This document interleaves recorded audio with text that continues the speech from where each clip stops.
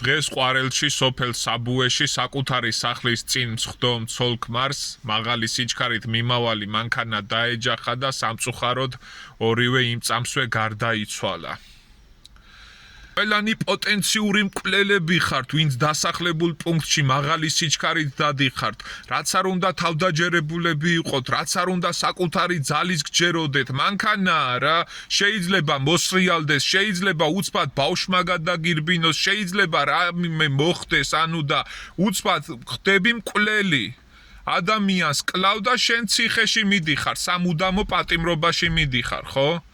ამიტომ გთხოვთ ხალხო, გთხოვთ დასახლებულ პუნქტში მაინც, მაღალი სიჩქარით ნუატარებთ ამ მანქანებს, გთხოვთ, დაფიქრდით, სანამ პედალზე ფეხს დააჭერთ, რადგან არაფერი არ არის გამორიცხული ამ ცხოვრებაში. დღეს ორი ადამიანის სიცოცხლე შეიწირა ერთმა მაღალმა სიჩქარემ. დაფიქრდით.